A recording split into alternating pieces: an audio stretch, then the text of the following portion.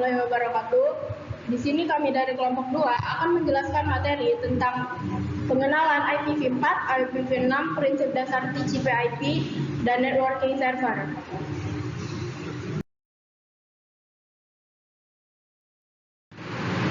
Di sini ada Ika Azalea Jayanti, Denisa Salwahania, dan juga Viro Sandri di kelas Nova. Lalu ada materi tentang riset IP address yang akan dibacakan oleh Viro Sandri. IP address adalah alamat atau identitas numerik yang diberikan kepada sebuah perangkat agar dapat berkomunikasi dengan perangkat lain dalam jaringan yang memiliki dua jenis, yaitu IPv4 dan IPv6.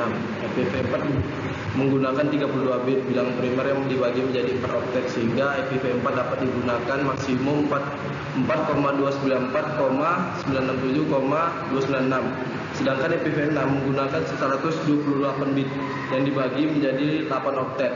IPv4 biasanya menggunakan angka desimal 0, min sampai 9, sedangkan IPv6 menggunakan angka heksadesimal 0 sampai F.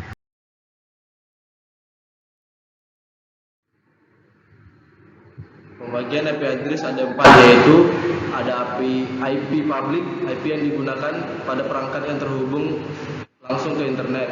Ada IP private, pecahan kecil dari IP public yang dapat membagikan koneksi atau sambungan internet ke pelanggan-pelanggan. Dan ada IP loopback yang digunakan sendiri oleh komputer itu sendiri, bernotasi 127.0.01 atau lebih sering disebut localhost. Dan ada automatic private IP address, IP yang terbentuk sendiri atau otomatis saat komputer tidak mendapatkan IP otomatis dari DHCP server. Lalu di bagian B ada analisis. Yang pertama ada manfaat. Manfaat IP address adalah memudahkan aksesibilitas saat berselancar di dunia maya. Manfaatnya ada kaitannya dengan fungsi IP untuk identitas perangkat komputer atau laptop. Lalu ada kekurangan IP address. Yang pertama sulit dihafal, yang kedua tidak sepenuhnya aman, yang ketiga tidak dapat dikustomisasi, yang keempat IP address sangat bergantung pada provider internet. Lalu yang kelima, IP address hanya bisa digunakan pada satu perangkat. Lalu ada kelebihan IP address. Yang pertama, memudahkan pencarian di jaringan internet. Yang kedua, penggunaan IP address adalah gratis. Yang ketiga, pemasangan IP address yang sangat mudah. Yang keempat, IP address lebih stabil dan cepat. Yang kelima, IP address terlihat lebih profesional. Bagian C ada cara kerja IP address, Yaitu komputer terhubung ke router jaringan yang biasanya disediakan oleh penyedia layanan internet atau ISP. Dan kemudian router akan berkomunikasi dengan server tempat website disimpan untuk mengakses file yang perlu dikirim ke komputer kamu. Komputer, router, dan server memiliki IP address tertentu yang bisa dikenal satu sama lain. Dan yang terakhir, dengan alamat ini masing-masing perangkat bisa berkomunikasi, mengambil data, dan mengirimkannya. Selanjutnya ada riset tentang TCP/IP. TCP/IP adalah standar komunikasi data yang digunakan oleh komunitas internet dalam proses tukar-menukar data dari satu komputer ke komputer lain di dalam jaringan internet. Protokol ini tidaklah dapat berdiri sendiri karena memang protokol ini berupa kumpulan protokol atau disebut protokol suite. Fungsi utama dari TCP/IP adalah untuk mentransfer data dari satu perangkat ke perangkat lain yang layar. 5 lapisan TCP/IP. Yang pertama ada internet layer sebagai penghubung paket dan jaringan untuk melintasi batas jaringan. Yang kedua ada physical layer untuk menghubungkan node atau host dengan internet untuk jaringan lokal dan address resolusi protokol. Lalu yang ketiga ada transport layer untuk memelihara komunikasi secara end-to-end di seluruh jaringan. Lalu yang keempat ada application layer, terdiri dari beberapa protokol seperti HTTP, FTP, Post Office Protocol 3, Simple Mail Transfer Protocol, dan Simple Network Management Protocol. Pada lapisan ini terdapat sebuah payload yang merupakan data aplikasi sebenarnya. Lalu yang kelima ada Network Access Layer. Ini adalah device yang dikirimkan oleh datagram IP yang dikirim ke physical network. Lalu selanjutnya ada analisis tentang TCP/IP. Yang pertama ada manfaat. Manfaat TCP/IP adalah salah satu protokol yang berguna untuk proses pertukaran data di antara perangkat yang saling berhubungan dalam satu jaringan. Lalu kekurangannya, yang pertama ada memperburuk sinyal konektivitas. Jika jarak antar komputer jauh, solusinya adalah dengan menggunakan router. Yang kedua, akan menyulitkan jika ingin menambah terminal port karena menggunakan port terbatas.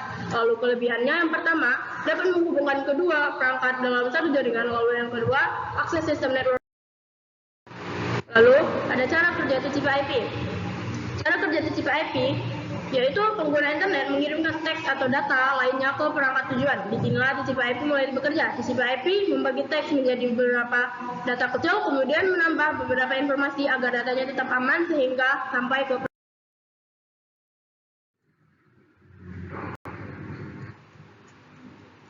Selanjutnya ada networking server. Server adalah sebuah terminal yang akhir mengkoordinasikan semua aktivitas yang terjadi pada sistem infrastruktur tersebut. Tugas server menangani penyimpanan, pengolahan, pendistribusian data secara terpusat, dan juga sebagai pusat aplikasi bernama shared serta pintu gerbang menuju Internet Gateway. Network adalah kumpulan dua data atau lebih sistem komputer yang terhubung atas komputer dan perangkat jaringan lainnya seperti kabel, switch, router yang bekerja bersama-sama untuk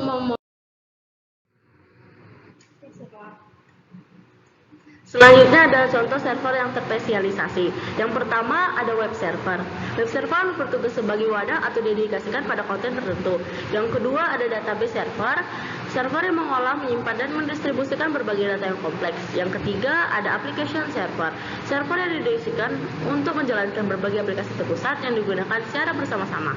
Yang keempat ada storage server. Server yang dirancang untuk menyimpan data dalam jumlah yang besar. Yang kelima ada VTP server. Server yang menyediakan file yang diperlukan klien untuk diinstalasikan pada masing-masing komputer. Yang keenam ada communication server. Koordinasi sistem jaringan telekomunikasi yang menangani berbagai aplikasi melalui. Selanjutnya ada analisis yang terdapat manfaat. Manfaat dari networking server adalah dapat dengan mudah berbagi pendapat pada orang lain dan dapat meningkatkan skill komunikasi dari waktu ke waktu. Selanjutnya ada kekurangan. Yang pertama keamanan. Networking server sangat mudah diretas. Yang kedua menggunakan bandwidth. Memerlukan banyak bandwidth untuk mengirim data sehingga data menjadi terlambat pada jaringan yang sibuk. Ketiga dapat merusak jaringan dan menyebabkan kerusakan pada perangkat yang terhubung. Selanjutnya ada kelebihan. Yang pertama, bersifat universal, digunakan oleh seluruh dunia. Yang kedua, mudah dikonfigurasi. Yang ketiga, fleksibel, dapat digunakan pada berbagai jenis koneksi jaringan. Keempat, dukungan yang besar, didukung oleh sejumlah besar perangkat keras dan perangkat. Cara kerja networking server. Awalnya, proses dimulai ketika klien mengajukan permintaan kepada server. Permintaan tersebut bisa berupa permintaan akses ke file, data, aplikasi, atau layanan tertentu. Untuk berkomunikasi dengan klien, server menggunakan protokol komunikasi tertentu seperti HTTP untuk web server atau FTP untuk file server. Protokol tersebut dapat menetapkan aturan komunikasi antara server dan klien. Ketika klien memberikan request, server akan menerima dan memprosesnya. Mungkin saja ini melibatkan pengambilan data dari penyimpanan lokal atau juga mengakses sumber daya lain yang diperlukan untuk memenuhi permintaan.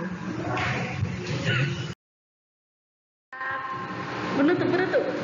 Selanjutnya, terima kasih dari kami. Mohon maaf apabila ada salah kata.